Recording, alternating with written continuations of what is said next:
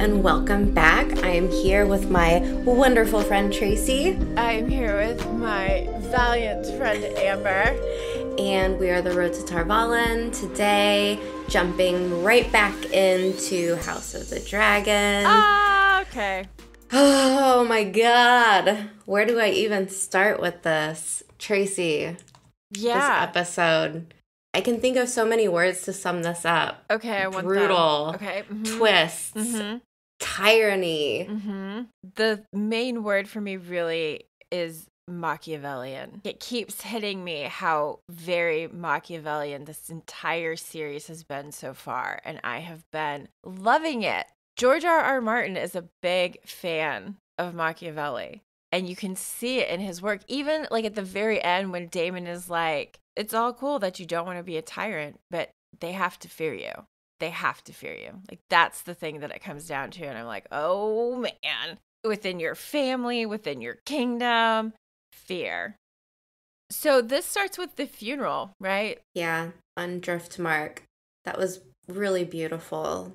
I was not expecting it to be the way that it was, because like I'm thinking about, you know, when Rhaenyra's mother dies and it's a Dracarys scene with the dragon and everything. And since she is married into the Targaryen family, they are the blood of Valyria and whatnot. I guess I was expecting something more along those lines, to do it in a different way, to show what a Driftmark funeral looks like. This water, not versus fire, but this elemental combination. I thought it was really clever. I liked it a lot.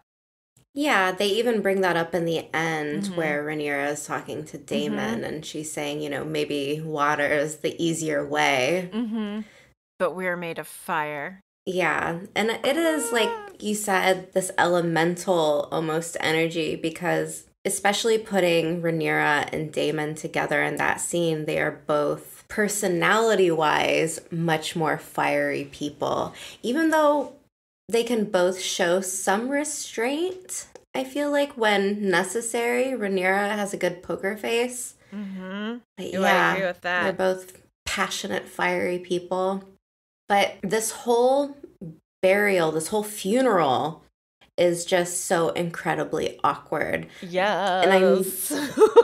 And I believe fully that it was meant to be. Like the way that the camera just lingers a little bit on certain characters when they're making eye contact, avoiding eye contact, kind of snubbing one another slightly from different positions on this little cliffside dais type situation going on. And I do have to say that it was so hard to watch. I think it was Jacaerys, Rhaenyra's son. I'm going to say Jace. But he kind of confronts her and she's telling him, you know, like, go comfort your cousins. They just lost their mother. And he's like, yeah, but I just lost my father. And no, you didn't. Like, no. That didn't happen.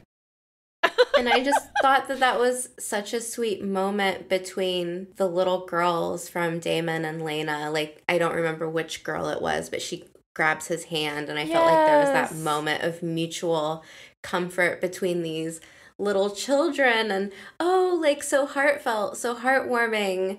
And it, you know, it doesn't stay like that for long, but no, I got a little bit of it. So you know what, it was a really good thing to have added, that there is still that root in family, that desire to reach out for people who are your family. And I think that little things like that are actually going to be really important to see, because as you said, it does not stay that way. And it's a really interesting arc to take those children on, and I'm enjoying it. No punches pulled on getting it dark and real with those kids. Holy fuck. We'll get to that later, but holy fuck. Yeah. Wow. Damon did his best Tracy impression when he laughed out of turn at a funeral. When I saw that, I was like, oh, it's Tracy. Laughing inappropriately. Oh my God. Thank you. Did you catch Yeah. Did you catch little Helena repeating spools of thread, spools of, or not, was it spools of red? Spools of black, spools of green, dragon flesh, dragon blah, blah, blah. Yes. Like she's repeating this over and over again. Yeah. Any theories? Any ideas? You know, it made me think of when we were talking about her from last episode. I think when I had asked you about, you had said something about how there's like this thought that she is prophetic in some ways. And this is just me, but when we first get her, she's got a little creature in her hands and she's looking through it, or like around it and kind of devouring it, like with her eyes, if you will, in her brain. Yeah. And then when she's there at Driftmark, it's almost the same thing. Like she's touching nature, she's holding it through her hands. At one point she crushes that shell in her hands, and so part of me is like, did she crush it? I just thought she covered it so the spider couldn't escape. Oh, that might have happened. My screen was so dark, so I didn't. Okay, that happened a lot this episode. I know, I was like, we can talk about that later. I was watching it on my iPad with my face really close to it. I was like, I can't. My brightness is all the way up, Game of Thrones. Stop that. Either way, I'm wondering if she has this like weird connection to nature and being able to read it, like its history and its potential future. Is that too woo-woo? Okay, like no, but like people that like read rune stones or whatever. Yeah, she's like a druid, like a natural druid, you know? Druid girl. Yeah. Little druid Helena. Yeah. What she said last episode was that you'll have to lose an eye when her mother was talking about... I completely forgot about that. Yeah, when her mother was talking about Aemon. She said, I think first you have to lose an eye. Yeah. But it was talking about him riding a dragon or something in the background. Oh my God. I completely forgot about that. Yeah. That's cool. Yeah, so... Okay, out of all of the Alicent children, she's the only one I like. Same. She's the only... I like my little bug girl. Yeah, I would seriously just sit and hang out with her, read a book. Every once in a while, be like, what you got in your hands? Yeah. What you doing? Tell me something, Helena. I need a break. What do you got? Yeah. Aegon's just getting hammered. Right. But I mean, I can't blame him. This is such an awkward situation. Fuck yeah, it is. He doesn't want to be there. Nope. I wouldn't want to be there, a part of this big Targaryen circus. I mean, it is just too much drama. Too much. I'm a natural introvert, so like... I think for me, watching this scene and all the looks and all of the feels and, you know, like, it's just awkward. Yep. There's a lot of bad energy in one small area. So I can relate to Aegon kind of just like... I'm just going to stand here and drink and then find a quiet corner to myself and continue to drink. I mean, I wouldn't be calling serving women wenches as I'm doing it, but yeah. But other than that, relatable. I also keep thinking about the way that Alicent talked to him from last episode. If that's just a keep sliver... seeing her like grab his face. Yes. Just like in an eagle talon. Like it looked painful. Like she dented in his cheeks, grabbing him. Like it was just, if this is part of your life, hand me all the wine. I feel bad for him. I hate Alicent. Like, she's just really the worst. There really is something to say about, like, the trauma that she... Absolutely. ...received as a child from her father. And now she's just, you know... Legacy, man. Just doing the same thing. So, congratulations. I can feel bad that it happened for her, that it happened to her, but... Right. I really hate the woman. Oh my God. And just her. Even more and more through the episode.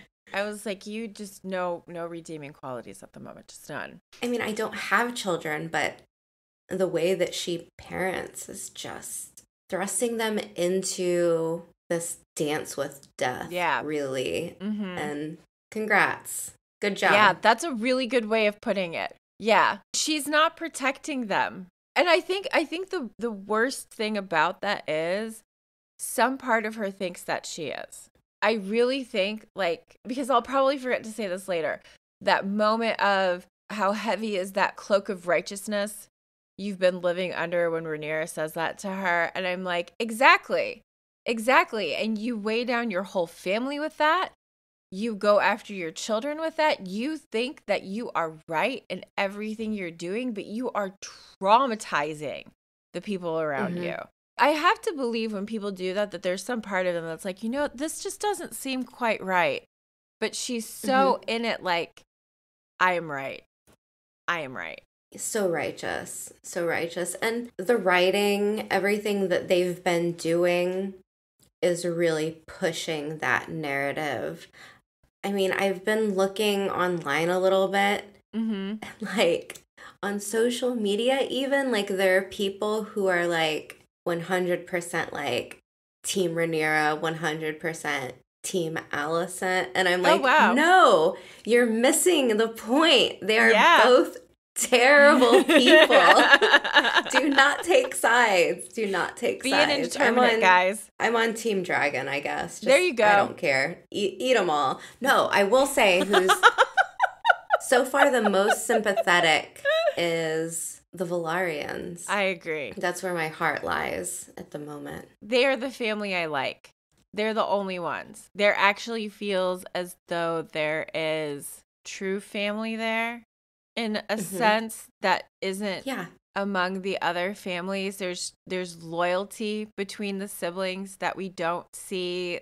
Laenor being so distraught over his sister's death, that grief hits hard.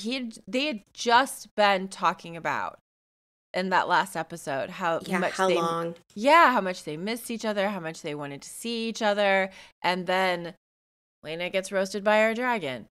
And I feel for them. I feel for everybody in that moment, but in particular, I feel for the children, for Laenor, for Corlys, and what's the Rhaenys. Yeah, even Corlys, like there are some issues with him that I want to talk about later, but for the most part, there's that scene where he gives Rhaenyra's son a little toy seahorse, and he's saying, your brother's going to be the king, and he's like, you will inherit Driftmark. And he knows that little boy isn't his blood, and we learn that later on, that he's like, it's not about blood, it's about the name. And even though like Corlys is establishing like this image of like, yes, these are my grandchildren, he wants something out of it, but at the same time he's not being a dick about it. He's being a like loving grandfather, which is like, in the show like this, there's so little of it. Agreed. So like when you see it, you gotta take it. Agreed. He's trying so hard. Yeah, and I think it's Lucerys is like, I don't want Driftmark because that means everyone is dead. And I was like, oh God. I know, right? that like just so rough. I was like, oh, little kid, damn. You just got everyone. Yeah, but then right after that, there's a scene where Rhaenys passes Rhaenyra. Rhaenyra tries to make eye contact with her, but she looks down and kind of like snubs her and looks a little bit cold. So like now we're seeing that the Velaryons know what's going on. They know that these kids aren't their blood. And we've seen how Corlys is dealing with it, and we see Rhaenys kind of act coldly, as they would, because as much as I keep like harping on how much I hate Alicent, I have to recognize that Rhaenyra is like committing fraud on a national level. Yep. It's illegal, but it's not really immoral. It's it's still immoral, kind of. It's hard. Yeah, it's tricky. It's a tricky one. With Laenor and I'm making like air quotes, his children. I feel like he and Rhaenyra are making the best situation as they can, even though it's going to cause wars. We've already seen the factions standing together in the same room in this episode. So I feel like this is where it begins. Yeah. Yes. Yeah. I'm so glad you mentioned that, because that was absolutely like one of the things on my list. I was like, oh, that's kind of badass. All right. This is where we're going to start going. Okay. It was all like right. two you got gangs, you know? Right? Like when you're a jet. Okay. yeah. So ooh, it's gonna snap. House of Dragons the musical. Yes. Or House of the Dragon the musical. That's the next endeavor.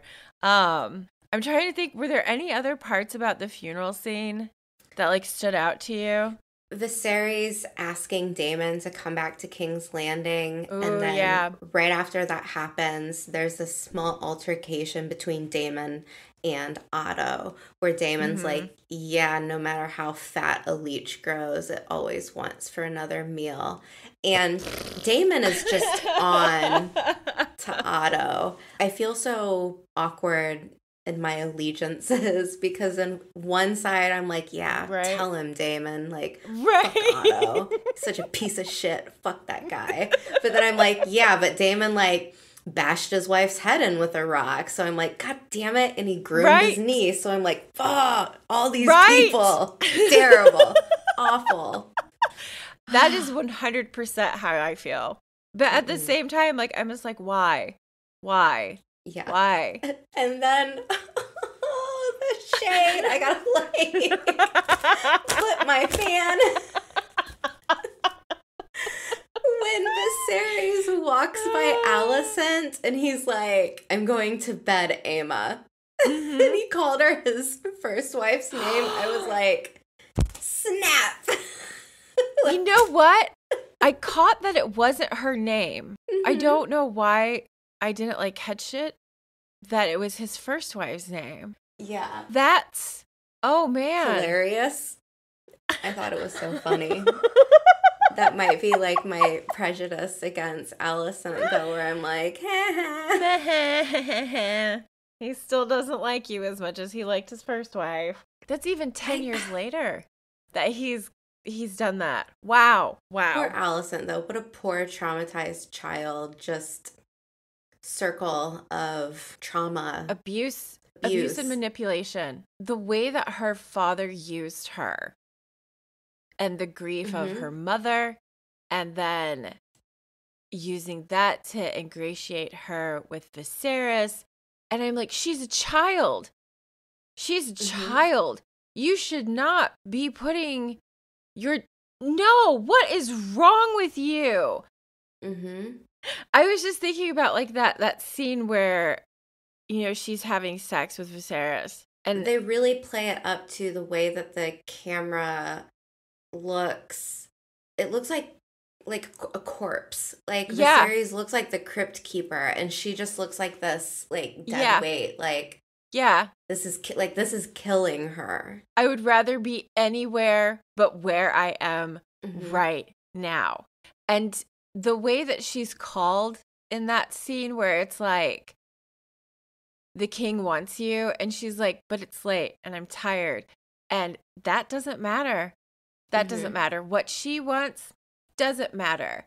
And that's how her whole life has gone. And I think that's one of the big things that leads up to her lashing out later on. Or she was told, you know, like she was raised in this way. Like, you come when you're called. Yeah. So, like, she maybe never thought that she had agency. That's true, too. As far as, like, kings and queens in this world have gone, I'm starting to come around to, like, Viserys not being, like, this terrible dude. Like, he's not a great guy, but... Right. Comparatively, though. Comparatively.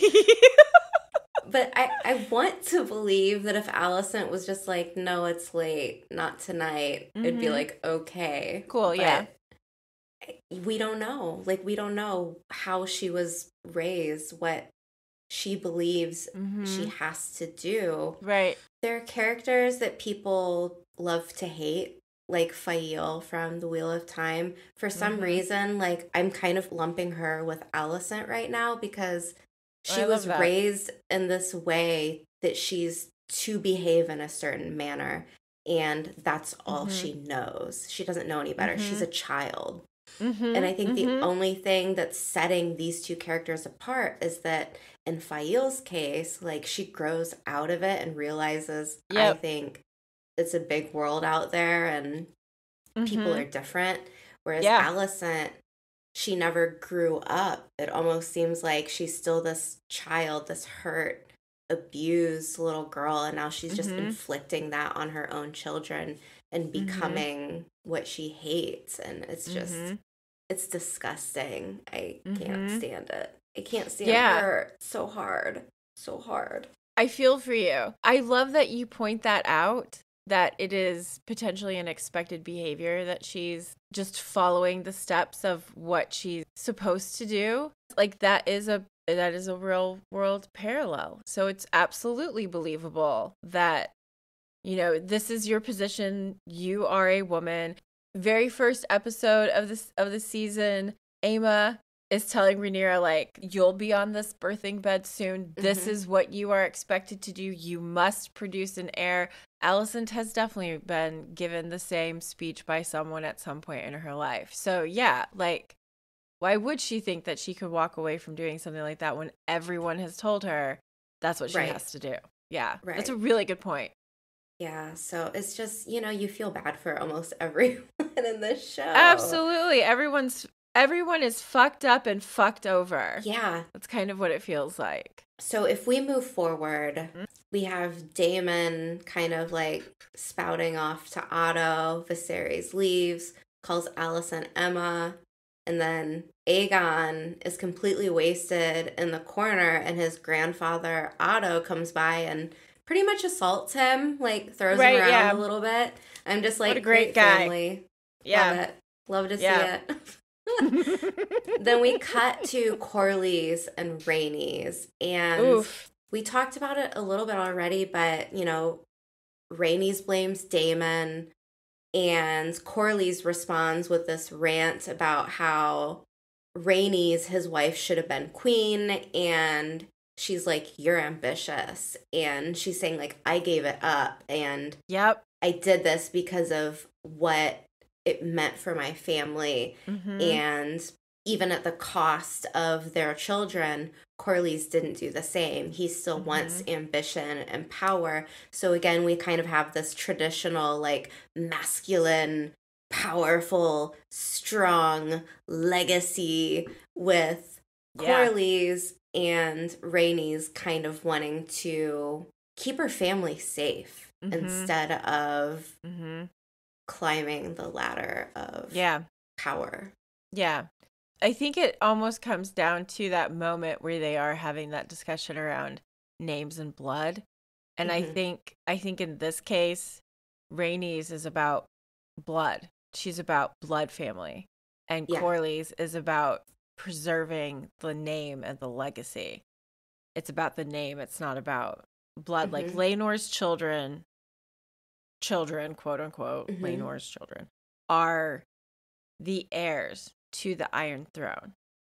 So what difference does it make? Because that's what people are going to remember. They're going to remember the name and who sat on the Iron Throne. I mean, this might become a scandal that is whispered about if we can't, like, stamp it down, but that's what's going to get remembered. And Rhaenys is like, I don't give a fuck about that. I want my family. I want them safe. I want them taken care of. I want them here. It's really interesting how they've written these two characters, because from afar, like, they really do seem to be the family that's kind of got it together, and they could have easily just been like, oh, look, like, the Valerians, they're such happy, nice family, but they made it more complex, and it's good. It's good to watch, and it's real. It's faceted. Yeah, like, there's layers here, and it's not just like, these are the good guys and everyone else is the bad guys. So yeah, I kudos. love that. Agreed. Because, like you mentioned earlier, it's hard to like and hate the characters at the same time, but it's like and I mean, really, with you on the writing on this, just with you, I'm just like, yes, that's all I wanted to get across is yes, I'm really happy with the writing so far. It's been enjoyable. I did notice too, since now we've moved to a new episode that didn't have a female director. Oh, I did notice in the sex scenes feeling different. Yeah. It was A little bit more of a male gaze, like a lot of I was gonna say creases. this is a guy making a sex scene trying to think about how perhaps maybe a woman would do a sex make scene. a sex scene. But not hitting the mark. Does that sound about right? No, like there was an attempt. He tried. Thank you for trying. But at the same time, I was just like, oh, but at the same time, it's also like dark as hell. I can't see anything. Episode. It's the same person who did The Long Night on the last season of Game of Thrones, where no one could see anything. Does he like just hate illumination in his projects? Oh, no. I'm going to film this, but no one will see it. The real tyrant of the episode is Miguel Sapochnik. Way to go. Get your lighting together, sir. That was rough. That was rough again. Yeah.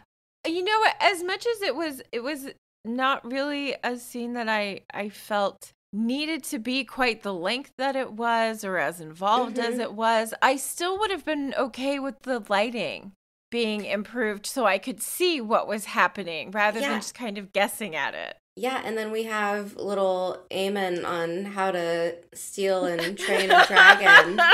Where I'm just like... short version. Yeah, it's...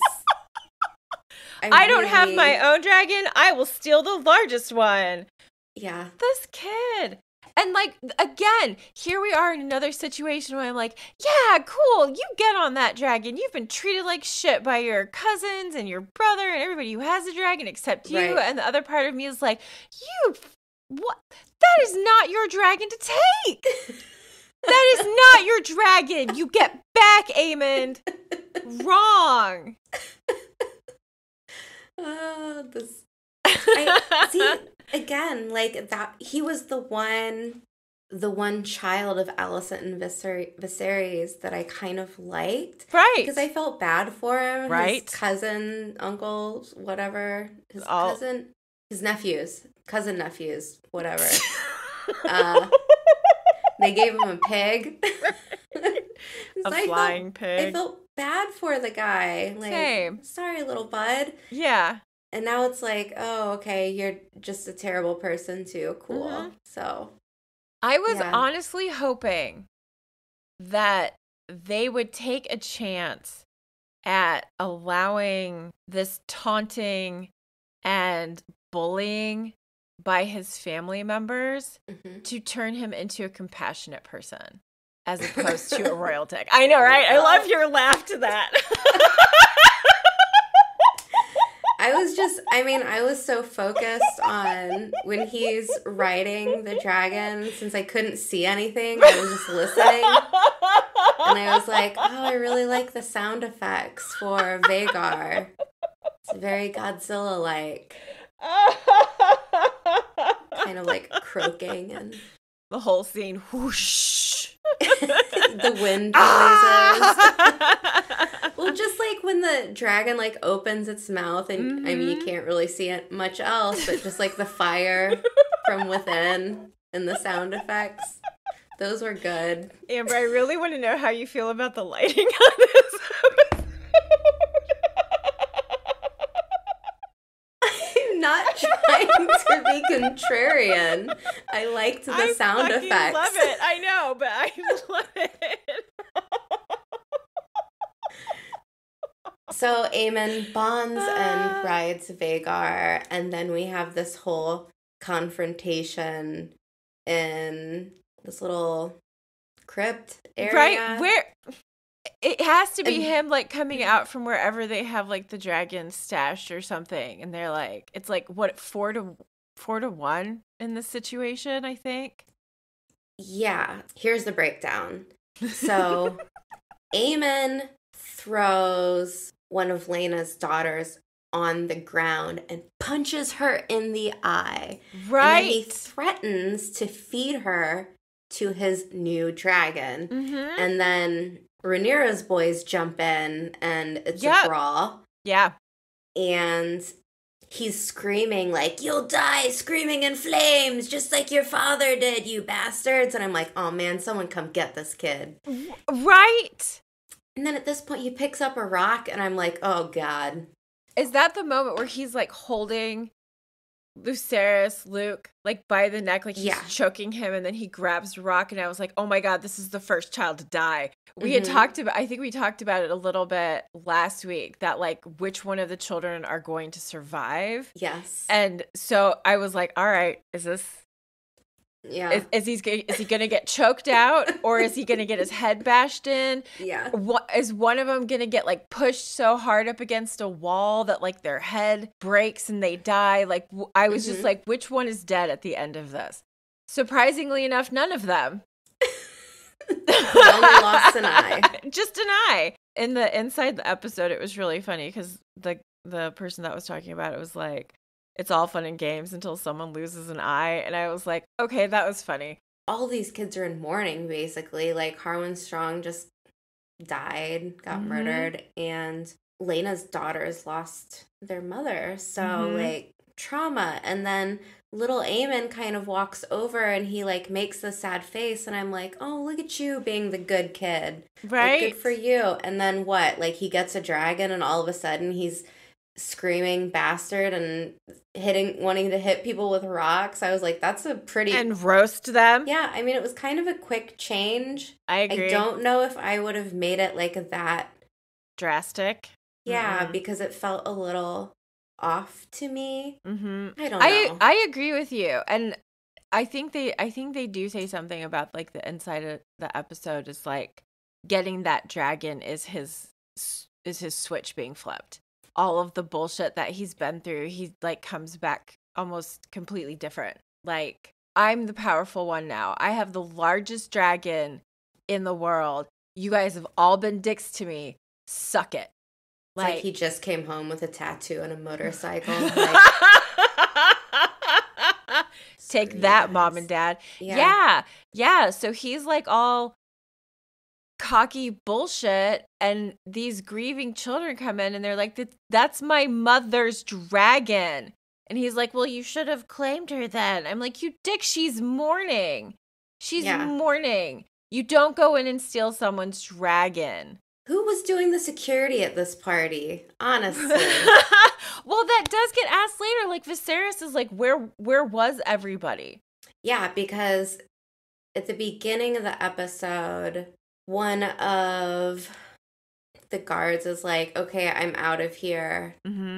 Kristen Cole, you have the watch. Yeah. So it was on Kristen Cole. So another reason.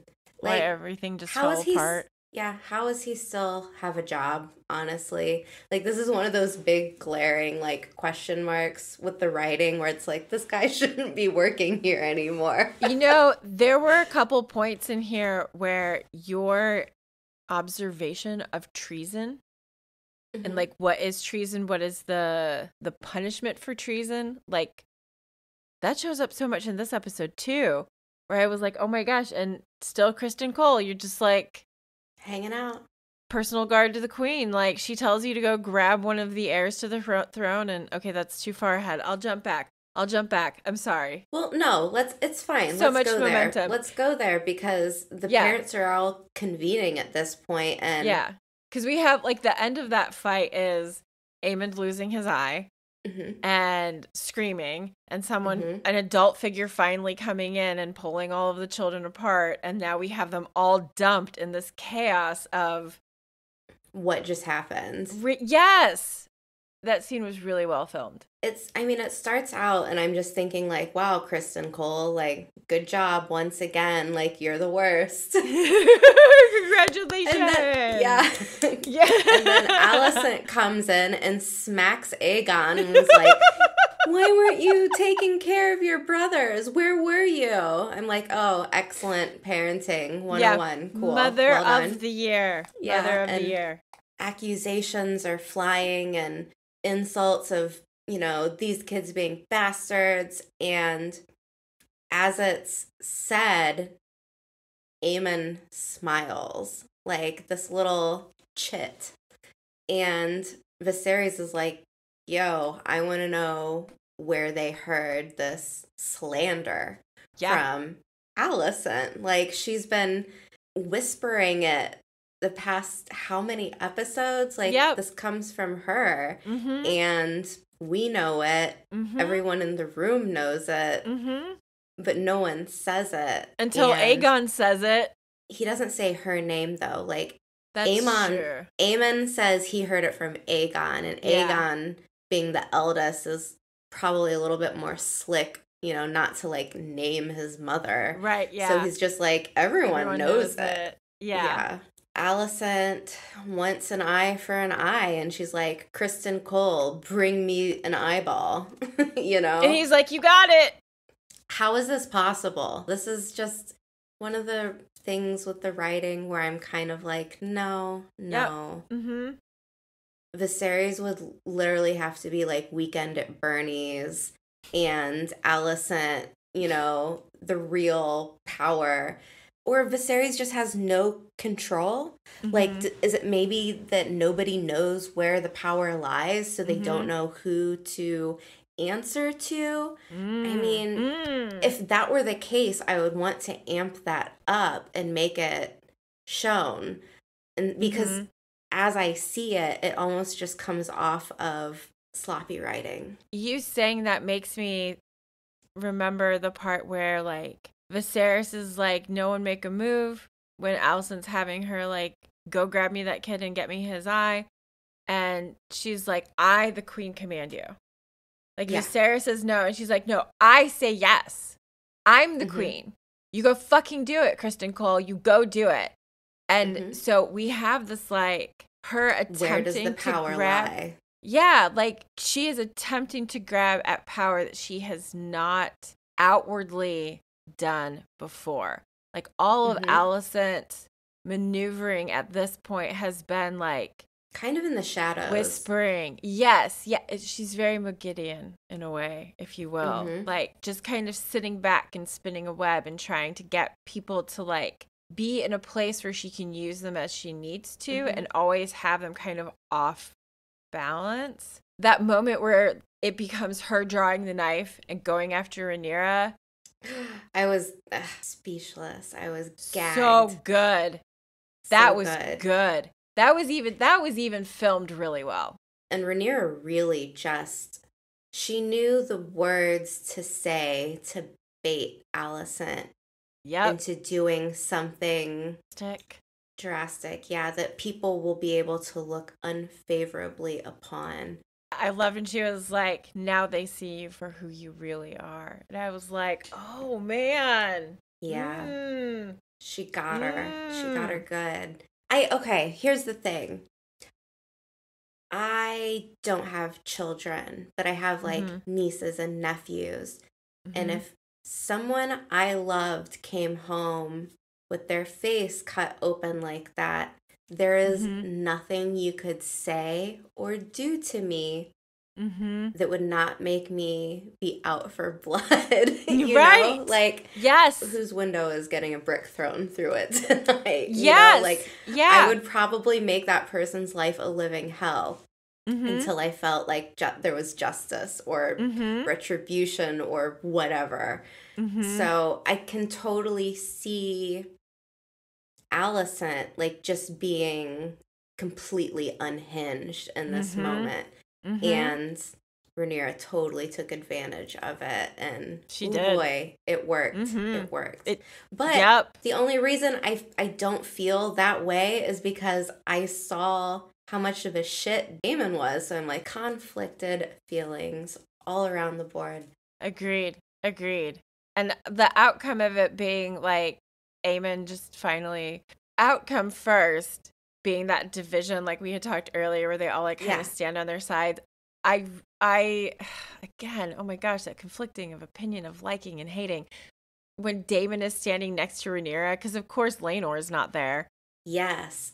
Alicent even says, where is Laenor? entertaining his young squires. Kristen Cole smirks at that, and I'm just like, ugh. I'm glad that you mentioned that because that really like, ugh. So, yeah. But I really liked that moment where Daemon goes over and stands next to Rhaenyra and her children, and they're all kind of like just together and this like, and you see Rhaenyra, she's almost standing taller. She's almost feeling like the heir that she's been told she is for over a decade, and no one's given her space to become. And Daemon is like, you know what? I really like power. And yep, you and me. This does something for him. Yeah. Like, I feel like he's kind of like, I love how he's been so much in the background in this. It's almost like a turn on for him, though. Yeah. Like, yeah. I don't know if you noticed, but when Alicent grabs the knife from Viserys, Kristen Cole steps up and Daemon blocks him. Yep. Mm-hmm. I interpret it as Daemon being like, he knows Rhaenyra has got this. Fuck like, yeah. He doesn't even need to intervene. Nope. And I think for him, like, that's what gets him going. Like, he's into it. Yeah. Sexually. Yeah. It's a little uncomfortable. And at the same time, I'm like, I'm kind of into this. It's fine. It's fine. It's not fine, but it's fine. Yeah. Yeah. I actually really loved that. So, of course, like, they get to that point. Alicent injures Rhaenyra. Like, she needs stitches later on.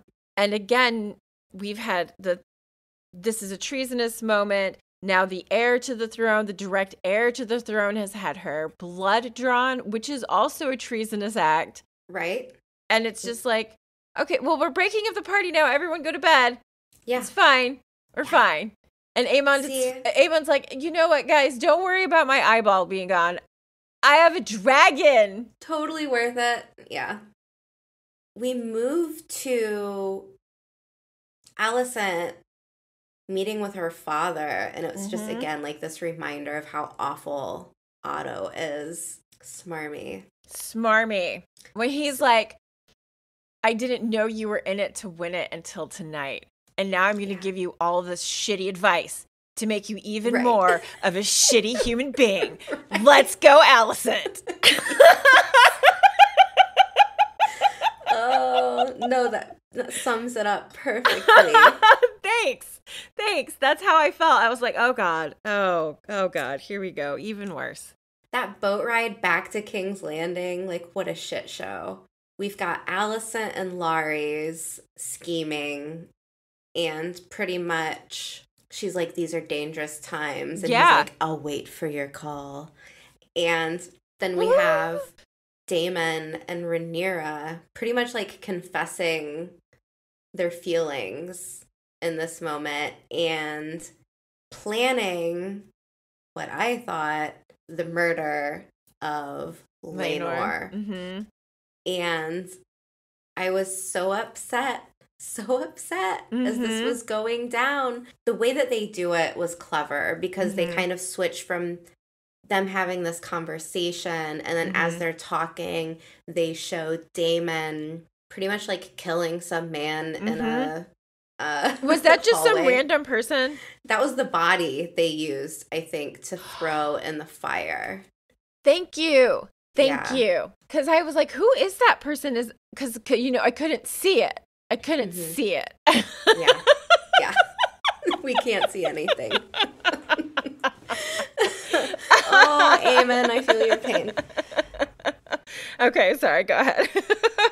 And we have like this speech going on, and Daemon's, you know, telling Rhaenyra that your subjects must fear you. And then we see, you know, them pulling the body out of the fire, and I'm like, oh my God, the tyranny has begun. That's it for her. There's no walking this back. Nope.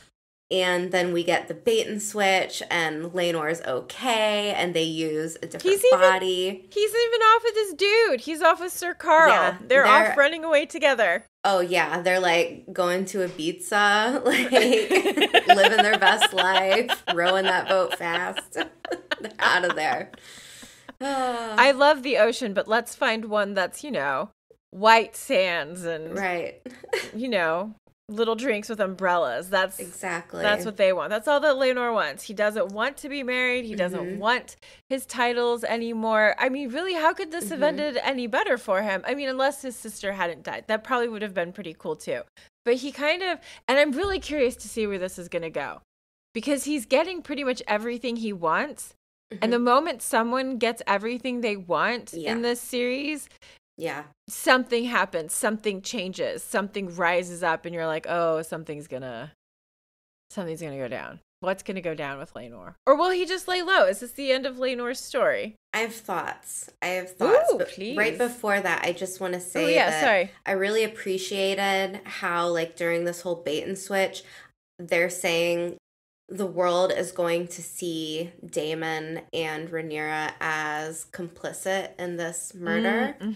But then when it shows that Laenor's okay, I'm like, oh, okay, like, this serves a purpose. Like, this fake death serves a way to make them feared. Yeah, we're going to get some fun times with her in the future, I assume. But what you had said, okay, you were talking about Laenor. There's one big question that I have, possibly a plot hole. Okay. If he's still alive, he's still bonded to that dragon. So either that dragon follows him off to wherever he goes, or his dragon just stays behind. I mean, do they gaslight Sea Smoke into believing that he's dead? Like, pick a new writer. Any writer will do. I mean, yes, perhaps plot hole, for sure. And the other thing I'm thinking is, like, perhaps possibly built into, like, the earlier story with Vhagar, where, like, she had been a dragon that was, like, gone and then came back. And so perhaps that will happen with Laenor's dragon, where either, like, if then, like, Sea Smoke just goes off missing for a while. Yeah. It won't feel like unusual dragon behavior. It'll just be like, that's the way that a dragon mourns the loss of its rider, possibly. But yeah, I think Laenor would definitely have problems. It's like having Clifford the big red dog. Yeah, following you everywhere. Just no, Clifford, no. Everyone can see you. You are giving me away. Instead, it's like a dragon that just can't leave them alone. So I find that fun. I think it could be an easy fix if they address it in a way that's not like hand waving. Yes. You know? Yeah, I agree. That's a really good question. I had not thought about that. And also, something that I wanted to point out, good for Laenor. I'm glad that he wasn't killed off. But watching his mother and father grieve again, heartbreaking. Agreed. Like, at first I was like, did they really need to put his body in the fire? Like, wouldn't it have been horrible enough for them to find their son dead, let alone find that he's dead and has been shoved into the fire and then has to be dragged out of it? Like, I was like, that's terrible. And then I was like, okay. I see what you've done here. And also, too, like, I'm curious who they killed to, you know, pretend. Who was the body? I think you said that earlier. Like, when Daemon comes in and kills that one guard guy. I mean, like, who was that person? Like, who was this person? Okay. Like, was he actually someone? Yeah, was he a lesser Velaryon? Was he someone's, you know, second cousin somewhere? Fourth removed. Yeah, because I feel like the body wasn't totally burnt. Like, the boots were still looking okay. They would have to find someone who really looked like Laenor, have the same, you know, skin color, the same clothing. The clothing they probably put on him before they threw him into the fire, I would assume. Yeah. But I wish there was like a rewind and like who was the guy, and it would be fun to see. Oh, that's good.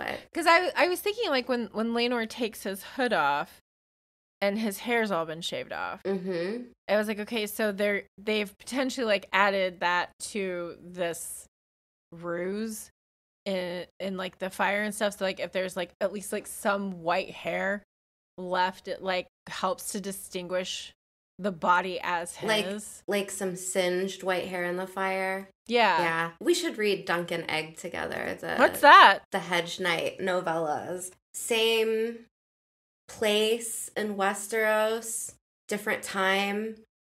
And I'm not going to give anything away for you, but it's one of the character Dunk and Egg, like EGG. Okay. The Hedge Knight. It's novellas by George R.R. Martin, but one of the characters is a young Targaryen boy with, obviously the silver platinum hair. Yeah. And he's how do I do this? No spoilers at all. So he's incognito, so he shaves his head because anywhere you go in Westeros, if you have that white hair, they know who you are. So yeah, so that was what I assumed Laenor had did. It wasn't about planting fake hair. It was about being able to not be recognized. Yeah. That makes a lot of sense, too. It is kind of like a, hey, look at me hair color. Yeah, defining feature. Yeah. Imagine what would happen in Westeros if they had figured out how to bleach their hair. Right. Everyone would want to be looking like Targaryens. Like Targaryens, exactly. I love that. How did you feel about our wedding scene? I didn't even bring it up. Holy crap. That's okay. I'm so conflicted because I want to say like it was so beautiful. But at the same time, it's like she's marrying her uncle. Right. And I really liked I really liked this. Yeah. They had almost this like Slavic inspired headdress on her. Mm-hmm. And the colors, like this muted almost like mauve with the almost like gold khaki colors. It was just really pretty and like very flattering on both of them. They just looked so nice. And then there's that stark contrast between these light kind of pale colors with the blood. And it was just the costumes, the design, the set, everything was just award-winning. It was I agree. Really good. Yeah, good. I felt like the outfits that Daemon and Rhaenyra were wearing were almost flame-like in the way that they were kind of darker towards the bottom and then lighter towards the top. It just, which even makes the headdress sense. That she was wearing came to a point. Very flame-like. Yeah, so I was like, it just felt like it tied in really where she was like, we are made of fire. This is, and then to do this marriage ceremony in the Valyrian style. Is it Valyrian? Is that Targaryen? Targaryen style, like the we are flames. This outfit feels flame-like. And then to see the cousin stepchildren lineup happening, I was like, oh, that's these poor kids, man. Haven't they been through enough? Now they're like, okay, well, now we gotta watch our dad get married, like right after we buried our mom. Our aunt person, someone we don't even really know. I mean, it really, yeah, because I mean, like, she is the sister-in-law to their mother because she married Laenor. Oh God! Right. Oh yeah. Oh, I was looking at it on the other side. I was trying to be like, well, it's their father's niece. Yeah. So that would make them. But you were coming at it from Laenor's side. It's so convoluted.